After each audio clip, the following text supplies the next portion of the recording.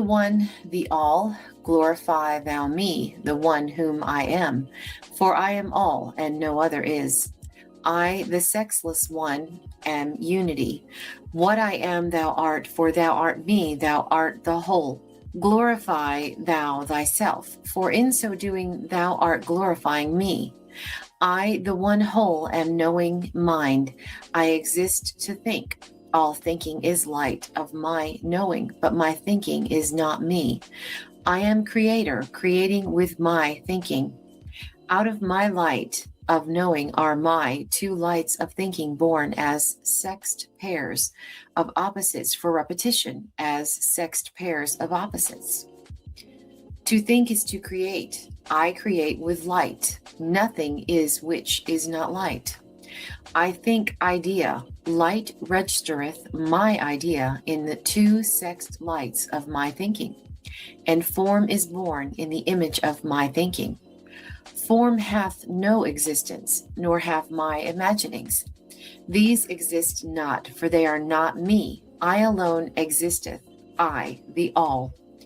I create all imaged body with the inbreathing of my pulsing universe of me.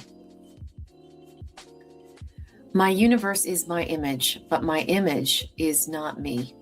All things are my image, but they are not me. And though I am in them and they in me. From the Divine Iliad. Okay, chapter 2. Creator and creation. God, the creator, is all there is, all that exists. God's creating universe of matter in motion appears to exist. To our senses, it sequentially disappears to reappear. It has no reality, but it simulates reality through the illusion of two-way projected lights in motion. God, the creator, is the one being, the one person, the one mind, the one thinker, the one self, the one life, the one soul, the one power, the one reality. God's creation is the imaged patterned form of God's imagining, built in his image. It is the body of God, the recording of his thinking, created by him for expressing the oneness of life, love, mind, soul, and power, which is in him alone, the one light. God is light. God is universal mind. Mind is light. Mind knows. Mind thinks what it knows. Mind thinks in two opposed lights simultaneously, projected from their centering white light source and sequentially repeated in cycles. God's thinking and imagining are qualities of God's knowing. God's knowing mind is timeless and still. So also are God's thinking and imagining timeless and still. So likewise, man's thinking and imagining are as timeless and still as is his knowing. Stillness never can be motion or become motion, but it can appear to be. Motion merely seems, but stillness always is. The universal equilibrium can never be other than its own balance, but it can seem to be. The illusion, which is motion, springs from stillness and returns to stillness. This is a universe of rest. There is naught but rest in the universe. Mind knows its one idea of creation as one whole. Mind thinks its one whole idea into seeming parts. Hence, the illusion of motion, which we call creation, and the illusion of substance, which we call matter. Matter, motion, time, change, dimension, and substance have no existence. The light of knowing mind alone exists. There is but one mind and one thinker. The one light of knowing mind is self of God. It is the universal self which centers all omnipresent self-creating bodies of God's selves.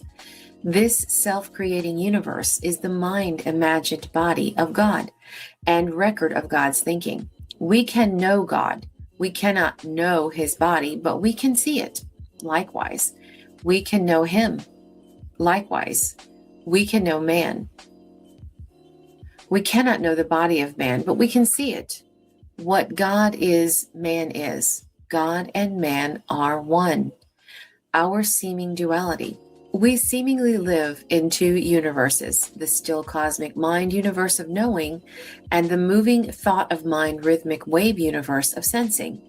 We cannot sense the cosmic universe of God's knowing, nor can we know the thought wave universe of God's thinking. The cosmic mind universe of the one light of all knowing is all that is. The vibrating thought wave universe of sensing merely seems. The cosmic God light. The one still light of God is the cosmic light, which watches over all creating things at countless points locatable by man, but invisible to man. Man's senses have misled him into believing in a force called magnetism, which attracts compass needles and lifts tons of steel. These phenomena of motion are due to electricity and not to magnetism. The cosmic light is absolutely still. It neither attracts nor repels. We now need to comprehend the nature and purpose of the magnetic poles of suns, planets, and all other moving extensions of the one light. He had magnetic poles, in quotation marks, PS.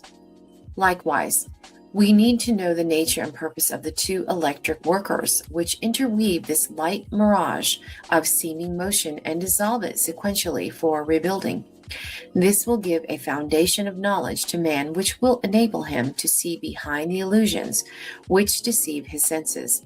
The time has come in the history of man's journey from his material jungle to his spiritual mountaintop, when it is imperative that he must live more and more in the cosmic light universe of knowing, and less in the electric wave universe of sensing. Man must know that his power lies in the stillness of his centering self, and not in the motion by means of which he manifests that stillness. He must know that his self is God in him. Also, he must know gradually the dawning awareness of the cosmic light of God in him, for which it comes an awareness of his purposefulness in manifesting the light and the power to manifest it. Man must now know the universe of God for which it is instead of what his senses have made him to believe it to be. Also, he must know that this forever creating universe which seems so real to him is but a cosmic cinema, conceived by the master playwright. It is but an electrically projected, spectrum-colored light and sound wave motion picture play of cause and effect, thrown on the black screen of imaged space and time. The cause is real. The effect is but a simulation of the reality. The self of man is cause. His self-creating body is effect. God's universe of magnetic light is static. God's perpetually creating electric wave universe of two moving lights is dynamic. It forever moves. The two moving lights are projected through each other from the static one to create the illusion of the idea they but manifest. The illusion which manifests the idea of creation through seeming motion is not the idea which is seemingly manifests. Creation is the product of mind knowing expressed in form by mind thinking. The product of mind is not the idea which it simulates. No idea of mind is ever created. It is but simulated by form and motion. Idea is eternal and belongs to God's still universe of knowing. Form of idea in matter is transient, but is eternally repeated as transient form of idea, the positive principle. The foundation of the spiritual universe is stillness, the balanced stillness of the one magnetic light of God. Balanced stillness is the positive principle of stability and unity. In it, there are no negations. The negative principle. The foundation of the physical universe is motion. The ever-changing motion arising out of pairs of unbalanced conditions, which must forever move to seek the balanced stillness of unity from which they sprang as multiple pairs of units. Unbalanced motion is the negative principle of instability, multiplicity, and separateness, which is this physical universe of electric octave waves of opposed lights. In the negative principle, there is no positive. It is composed entirely of pairs of negations, which are forever voiding each other, canceling each other's action and reaction, thus negating each other by never allowing either one to exceed its fixed zero of universal stillness. Quality begets quantities. The still magnetic light universe of God's knowing is an invisible, unchanging, unconditioned, and unmeasurable quality from which visible, changing, conditioned, and measurable quantities spring to simulate those qualities through two-wave motion. There is no one word in any language to express that quality, so we must use many words, all having the same meaning but different connotations. These words are mind, consciousness, love, life, truth, desire, knowledge, power, balance, and law. The God quality of the one light is seemingly transformed into quantities by being divided into pairs of oppositely conditioned light pressures of this electric universe. These divided pairs are then multiplied into countless octave wave units of light pressures and set in opposite directioned motion to create the illusion of sequence, change, dimension, condition, and time in a universe where none of these effects of motion exist. The calm sea, for example, is an unchanging, unmeasurable quality of oneness, of sameness and stillness. Upon its calm surface, there is no change, nothing to count or to measure. The moment that quantities of waves spring from that quality of calm, those quantities can be measured. Likewise, they are forever changing, nor are there 2 points in them which are similarly conditioned. This creating electric universe is composed of moving light waves, which spring from a calm sea of the one still light. It is a universe of moving parts of quantities which simulate the quality of stillness, from which those quantities spring. The quantities of divided and conditioned pairs of opposite lights, which thus simulate the one, are not the one they simulate. The Creator is one mind, indivisible. Creation is one whole idea of mind divided into countless simulated ideas of mind through motion. The simulation of idea thus expressed is not the idea that it expresses. Parts of the one whole idea are only seeming. There are no two separate or separable things in the universe. There is but one whole simulation of the one whole idea. Everything that is of everything else that is. All things are indissolubly united. From the Divine Iliad. Every happening anywhere happens everywhere. The milkweed fluff floating lazily in the summer sky affects the balance of the whole universe of suns and galaxies. Every part of the universe moves in interdependent unison, as the wheels of a watch move in unison. The watch wheels are geared together mechanically. The rhythmic wave universe is geared together electrically. The entire universe is one and must be kept in balance as one. Changes of condition in any one part are simultaneously reflected in every other part and are sequentially repeated in it. Say thou these things in words of man's knowing, for verily I say, I am within all things, without all things, and involved in all things, for I am everywhere.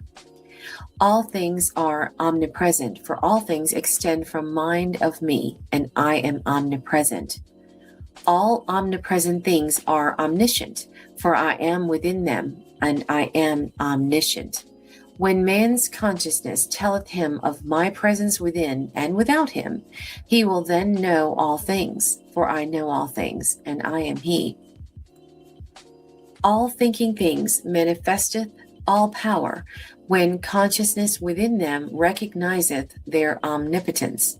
Until then, things are naught but things, manifesting me not, being but blank slates upon which to write my mighty thoughts for blind eyes. For I am omnipotent. I give all power to him who asketh, but no one may ask of me, who is not aware of me. See thou to it that man will knoweth that, and manifest thou thyself that principle of power in thine own works. For I say to all the imaged forms of my imagining, that power lieth in them to manifest the balanced light which centereth them, by making the one light appear as two unbalanced lights, which interchange sequentially but equally. And again I say that all things which man senseth are but waves of dual light, which record my electric thinking in the imagined forms of my imagining.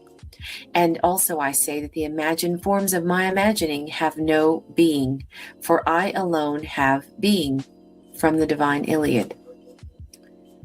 Chapter 3, Sensation and Consciousness. God is consciousness. Consciousness is static. Consciousness is the knowing of mind. Knowing is static. Consciousness is the spiritual awareness of being, of all knowing, all power, and all presence. Thinking is electric.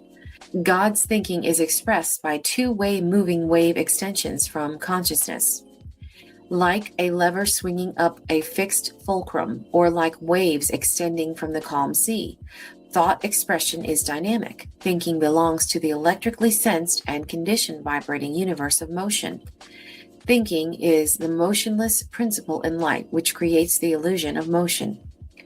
The self of man belongs to the static, invisible, conscious, unconditioned universe of knowing. We express knowing in the dynamic, visible, electrically conditioned universe of sensation. Sensation is the electrical awareness of motion simulating the spiritual qualities of the one idea by creating imaged quantities of separate forms which seem to have substance. Consciousness is real. Sensation simulates reality through motion of interchanging lights, but the mirage of a city is not the city it reflects. Confusion and misunderstanding as to whether we are thinking consciously from knowledge or sensing electrically from memory records stored in our brains have led us to the necessity of distinguishing between the two by the common usage of such terms as the human mind and mortal mind. We know full well while using them that there is but the one mind of the one living God of love. The universal mind centers every particle and mass in this universe, animal, vegetable, or mineral, electron, atom, or sun.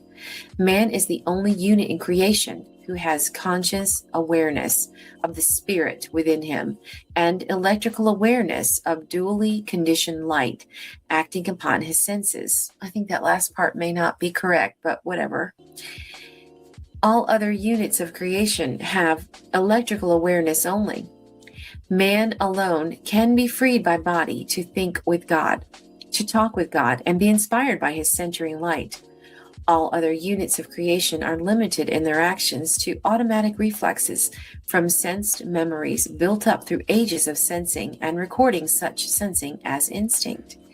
Likewise, the same confusion leads us to the adoption of such terms as subconscious mind and superconscious mind.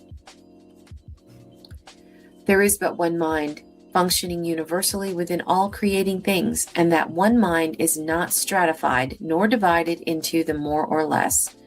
There are no differing conditions of the one mind, nor are there different kinds of minds. Imagination. God is the imaginer of his one idea. All imagining is God's imagining. All creating forms in this thought universe of God's imagining are built in the image of his imagining, creating in his image. All forms in this creating universe of imagined forms are but electric recordings of God's imaginings. They have no existence. Records of idea are not the idea they record. They have no substance. They are but black and white lights of sun-centered wave fields of space assembled in vibrating systems to simulate substance in an objective universe which is not, but seems to be. God's imagining never began and will never end. It was not created at some remote past time by some vast cosmic event, as commonly believed, nor is it condemned to a heat death by expansion into nothingness. Sensation and consciousness. This is a creating universe, not a created one. God did not begin to imagine at some fixed point, for time does not exist. This light wave universe, which records God's knowing by his thinking and imagining, is as eternal as God's thinking is eternal. Inspiration. Inspiration is the language of light, which man uses to talk with God. Inspiration is that deep awareness of the consciousness of being, which differentiates the genius or mystic from the being of average intelligence. Inspiration in man is accompanied by an intense mental ecstasy, which is characteristic of all who become intensely conscious of their closeness to God. Inspired geniuses forget their bodies while deeply conscious of their existence as holy mind. Their bodies, thus forgotten, act almost automatically in obedience to instinct and cell memory reflexes. Inspired geniuses translate God's knowing into words of man for the soul of man. They uplift all mankind by re-inspiring all who listen to their ecstatic words and rhythms. He who attunes his heart to the messages of genius purifies himself. No impurity can there be in his heart, for verily he then is in communion with the Holy One. Man alone of all my creating things hath begun to hear my whisperings. Since his beginning, my still small voice hath whispered within him that I am he and he me. But even now, barbaric man on thy small new world heareth dully, and maketh idols, which he treasures before me. For he is still new, he is but in the ferment of his early brewing. For I say that all things which floweth from life of me have life of me flowing through them. And to the least of these, but I say that and though my light of immortal life floweth through those mortal symbols of my thinking, it toucheth them not in its passing. When they shall know the light of me in them, then they shall be me and I them. From the Divine Iliad. Chapter 4. Cosmic Consciousness. Beyond the genius is the mystic. The mystic is one who has attained cosmic consciousness by a complete severance of the seats of consciousness and sensation. He is then almost totally unaware of his body and is totally aware of the light of God centering him. Omniscience comes to him in that timeless blinding flash of light, which is characteristic of a complete severance. This experience was described in the illumination of St. Paul. Every timeless flash of intense inspiration which comes to any man is a partial illumination, for inspiration is the manner in which new knowledge comes to man from the cosmos. Of all mystics, Jesus was the outstanding example of all time. He was the only one in all history to have known complete cosmic conscious unity with God. The Bible refers to cosmic conscious experience as the illumination, or being in the light, or in the spirit. In all history, less than 40 cases of partial cosmic consciousness are known, and probably not more than 3 of these anywhere nearly approach the complete state of illumination experienced by the Nazarene. Cosmic consciousness is the ultimate goal of all mankind. All will know it before the long journey of man is finished. But there are many in this new age just dawning who are ready for it in part, if not fully. Many desire it fully, but it is best that it come bit by bit, for the complete severance is very dangerous. The ecstasy of this supreme experience is so great that one does not wish to come back.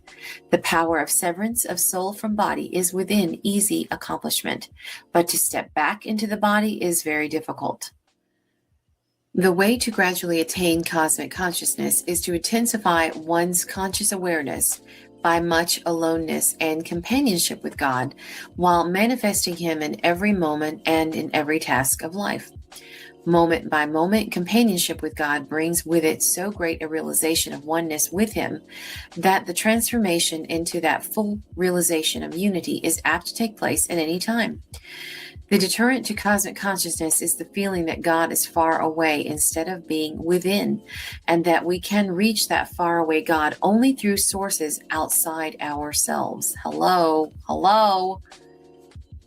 He who would interpret the rhythm of me in art must walk his path in ecstasy, undiverted by deviations, that he may see me only, and hear naught but me. Say thou to man these words: I am the source of inspiration. To him who seeketh inspiration through me, I say, learn thou to walk my path strongly in the light, for in the dark thou canst not find thy way to me.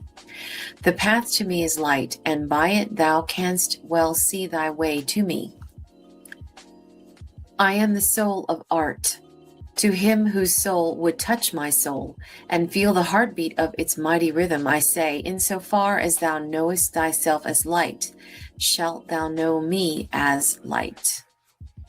I am beauty. In beauty must man be born anew. Through beauty must knowing man become ecstatic man. To him who would add ecstasy to his knowing, I say, seek me in truth, for only in the rhythm of truth shall thou find ecstasy. Verily, I say, the creations of ecstatic man are my creations, for they are balanced things, and I am balance. To him who wouldeth create unbalance, I say, untruth exists not in my house. I alone hold balance, and the eyes of those who see through me are immune from all but balance. For I am balance, I am energy, and I am rest. I am the light of love and truth.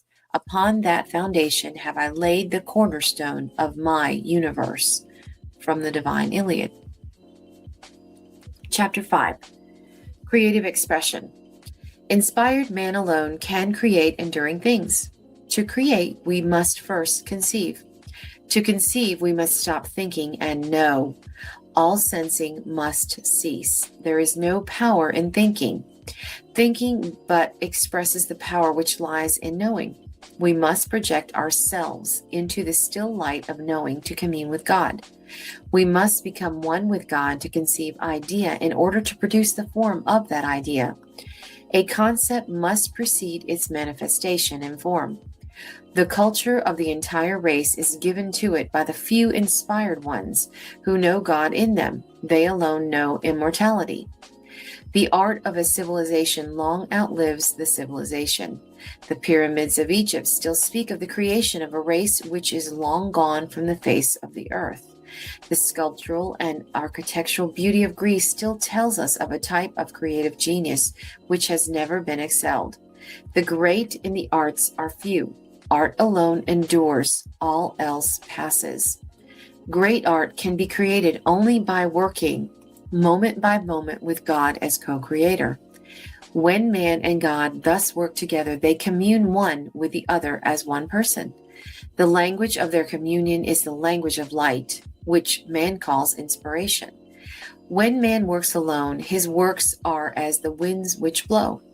When man works with God as co-creator, his works are forever enduring. Every great genius manifests this law, that he is one with the God mind, that God in him is the source of every thought, and that he is inspired by that omniscience and omnipotence within him, which makes his work enduring. All knowledge existeth, all knowledge cometh to man in its season. Cosmic messengers periodically give to man such knowledge of my cosmos as man is able to comprehend, but that which he can bear is like unto a thimbleful out of the mighty ocean, for man is but beginning to comprehend.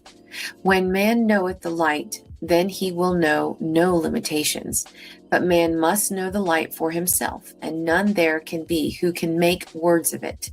For light knoweth light, and there need be no words. From the Divine Iliad. Chapter 6. Knowledge. Knowledge is cosmic. It belongs to the still light of the positive principle. It never can become a property of the two negations which constitute this mirage universe of matter and motion. To know all things means to have all knowledge of the whole one idea of the cosmos as cause. It does not mean knowledge of created things which are effect of cause. The whole cosmic idea is simple. It can be known by anyone of average intelligence. Its bewildering complexities lie in effect of cause. Man cannot know transient effect. He can know cause only. He can but comprehend effect. Man cannot know a sunset sky, for example, but he can comprehend it if he knows its cause. Knowledge is therefore limited to cause. All knowledge exists. All mankind can have it for the asking. It is within man, awaiting his awareness of its all presence. Knowledge cannot be acquired by the brain from without. It must be recollected from within the consciousness of self. Gradually dawning conscious awareness is but gradual recollection of the all-knowing which has always been within man. Man cannot acquire knowledge from books or schools. He can but acquire information that way, but information is not knowledge until it is recognized by the spiritual consciousness of man. Just as food is not nourishment for the body until it becomes a part of the bloodstream, information gained by motion of the senses must be returned to the stillness of the source before it becomes knowledge. For the same reason, man cannot acquire knowledge from the so-called facts of matter, for there are no facts of matter in a universe of transient matter in motion. All matter in motion is but a series of illusions which deceive man into drawing wrong conclusions. It is impossible for man to draw right conclusions from his observation of matter in motion until he has acquired the ability to translate dynamic effect back to cause. This he can do only through decentration to the one light of his conscious awareness of the source of all knowledge. Until he knows the why of effect and its deceptions, he has no knowledge whatsoever upon which he can rely. He has naught but unreliable information. Information concerning the body, for example, does not give knowledge concerning cause of body or of the body's relationship to the universe. Information of birth and death of the body, on the assumption that the body is self, never can lead to knowledge that body is not self or that self is immortal. Nor can information concerning the material body alone, its chemistry and its functionings, heal the body. Bodies manifest life, but life is cosmic. Life is not in the body. Life is spirit, and spirit is still.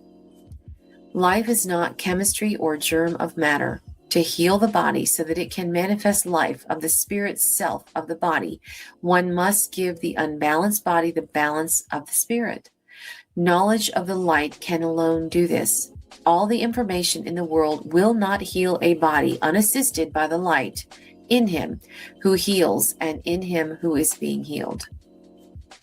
I am light, but the light which is me is not the sensed light of the sensed universe of my creation.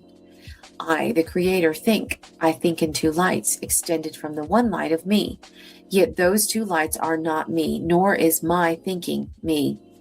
Verily I say, I give of me and I take away, for I am the imaginer who builds image forms to tear apart, to build anew. I am thinking mine. Verily I say, I give of me and I take away. For I am the imaginer who builds the image forms to tear apart, to build anew. I am thinking mine, forever thinking the changing image of my unchanging self. My image changes ever with the changing of the two lights of my thinking, though I, myself, change not. All things change, and their changing still images me, yet they are not me. From the Divine Iliad. Chapter 7. Knowledge versus thinking. Man's knowledge is his power. His thinking is the expression of that power. The expression of power is not power, therefore thinking is not power. As man gradually becomes aware of his omniscience, his thinking intensifies in voltage in proportion to the increase in awareness of his omniscience. Thinking is an electric wave extension from the centering fulcrum of knowledge, which seemingly divides knowledge into ideas and sets those ideas in motion to create forms of ideas as product of knowledge. Man's knowledge is like a deep well of still water. His thinking is like a two-way pump which divides the quality of that stillness into quantities of parts and sets them flowing. That is what the objective universe is.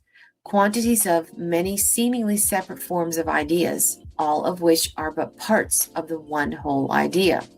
Each seemingly separate part is a dynamic extension of the one static unity, but separateness only seems, for all are indissolubly bound together in light as one part. Knowledge is the foundation of man's concepts. Thinking transfers concepts into product. The quality of man's products depend upon the degree of awareness of his knowledge, and not upon the quality, quantity, or intensity of his thinking. Water cannot be drawn from an empty well, nor can clear water be drawn from a muddied well. Likewise, good product cannot come from intensive thinking unless knowledge backs that thinking. No idea of mind can ever become matter. Idea of product can never become product. Moreover, no expression of anything in nature is the idea which it expresses. The product of idea is not the idea it simulates. Idea is cosmic and cannot be produced in matter. Idea must be conceived in the mind before it can be simulated as product. Conceptions belong solely to the magnetic God light and never become matter. A lever, for example, moving upon its fulcrum, expresses the idea of power by motion, but the idea of power is in the still fulcrum source of power. It is not in the moving lever. The lever would be both powerless and motionless if it did not have the stillness of the fulcrum from which to extend the simulation of power. A watch expresses the idea of time, but the watch is not time. Likewise, it expresses the idea of mechanical principles, but the watch is not the idea which is expressed by those mechanical principles. The printed poem is not the idea expressed in the poem. That printed poem has no meaning to anyone whose intelligence is insufficient to reflect the idea from the composer's mind to his own. No idea of mind ever becomes matter. Likewise, neither the musical composition on the printed page nor the art of music which issues as sounds from musical instruments is the inspired idea of the musician. Inspiration can never be produced. It can but be reflected from one inspired mind to another recognized one. Idea and inspiration may be echoed from spirit to spirit, but they can never become product of matter in motion. Man's sense seeing with his eyes binds him to the illusion of my dual thinking. For I but build illusion with my dual thinking for his sense seeing. Sense seeing binds man to forms and things, while mind knowing opens doors of glory to the opposed threads of light, with which I weave all idea of mind into forms of many moving things. Mind seeing decentrates unto the farthest reaches of my universe of me, and sees all forms as one. With his seeing eyes, man sees light as matter energized, but senses not that the energy of matter is the light of my divided thinking. With man's unseeing eyes of spirit, he knows the light of me, the source, and knows that he is bound in me as one, and I in him. Behold in me thy God of love, the one, inseparable. From the Divine Iliad. Chapter 8. Thinking versus sensing. Man is still primate with very few exceptions. He has not yet learned to think powerfully from knowledge. He is just beginning to think as an extension of knowledge. We sense electrically and mistake that electrical sensing of observed effects for thinking. Sensing is not thinking. Sensation is but an electrical awareness of wave motion by other waves. We mistake the electrical records of this information which our brains have recorded as sensation for thinking and for knowledge. Information thus acquired by the senses is not knowledge, however. A man may have vast information and skill, but have very little knowledge. The greatest scientists of today, for example, are well informed. They know how to do wonderful things, but they do not know why of what they do. Information from observed effects and skills in putting those effects together for useful purposes have multiplied vastly since man's first observed natural phenomena. His sense of observation told him how to make a boat, then a sail for the boat. Then he discovered the wheel and fire.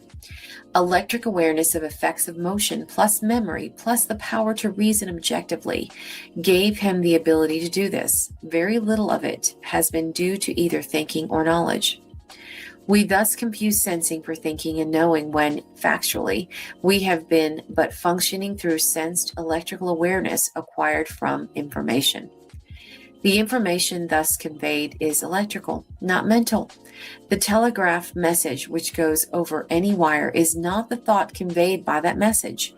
Even the typed telegram is not the thought conveyed by it. Its symbols inform the thinker of the thought conveyed by it, but it is not the thought.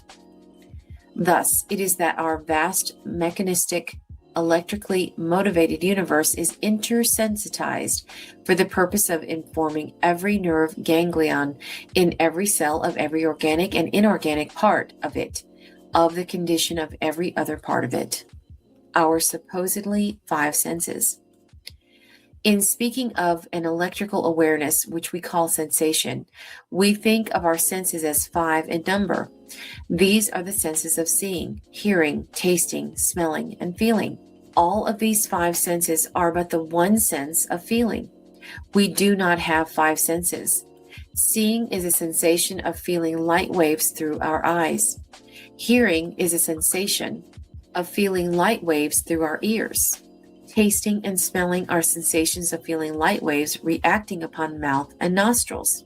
All variation in sense of feeling is due to a difference of electric conditioning in pulsing wave matter.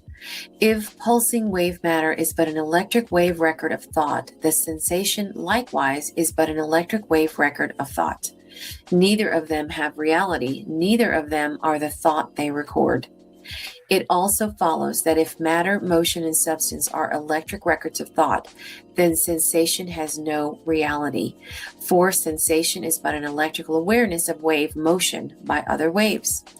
It likewise follows that if matter, motion, and substance are electric wave recordings of thought, then electricity which records thought and thought itself are non-existent.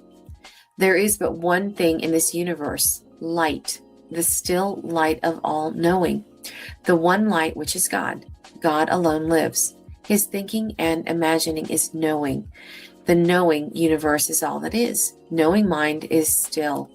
There is no activity whatsoever in the universe of either spirit or matter. Empirical knowledge. Man's present civilization is erected upon the foundation of empirical knowledge, obtained through his senses. What is empirical knowledge? The definition in the dictionary is conclusions founded upon experiment and observation alone. In other words, the so-called knowledge upon which man relies is founded upon the evidence of his senses, or more simply, upon the non-existent waves of motion of a non-existent substance. That fact is the answer as to why mankind has, as yet, practically no knowledge.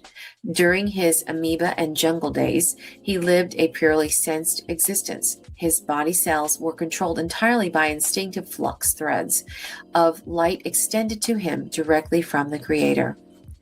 Man is still new. Out of millions of such years, he has had but a few thousand years since the dawn of conscious awakened in him the slightest suspicion of his spiritual inheritance. The advance of man since the first messengers of God appeared on earth to kindle an awakening spark in him has been based upon information gained by his senses and stored in his electric brain as memory records of sensed observations. These observations he has reasoned into sensed conclusions by an electrically sensitized brain. All such conclusions which are based upon the evidence of senses have within them the element of deception, which characterize all effects of motion in this three-dimensional universe of illusion. Man is aware of some of these illusions, such as those of perspective. He is aware of the fact that railroad tracks do not meet upon the horizon, but he is not aware of the fact that all effects of motion are not what they seem to be. He is thus misled into forming conclusions which have no relation to nature whatsoever. One can have no knowledge of effect, for all knowledge lies in cause. Our new fundamental laws and principles must be based upon knowledge of cause. Laws based upon illusion. Newton, for example, confessedly did not know what gravitation was. yet wrote laws concerning it based upon his observation as to what gravitation did to an apple. Also, he concluded that the moon would fall upon the earth if it were not for its motion. He even proved this mathematically, not being aware of the fact that those same mathematical formulae would apply to every satellite, planet, and star in the heavens, as well as to every electron in every atom, none of which are falling into their primaries. Observers in natural phenomena are still calculating the age of the universe and weight of the earth. The universe is ageless. It had no beginning. Likewise, the earth has no weight in respect to anything else in the universe. Every orb in the heavens is in perfect balance with every other orb. Messengers of the light. What little knowledge man has acquired during these last few thousand years has been given to him by the very few geniuses, prophets, mystics, and other messengers of the light who have come to re-inspire mankind with their inspired knowledge. From these rare few, the beginnings of our culture have sprung. Without them, there would be no understanding of beauty in the world. Without beauty, man would still be barbarian. Through beauty alone will he gradually become consciously aware of his oneness with the light. When man knows the light, he will know all things. Today, that light is so dim and all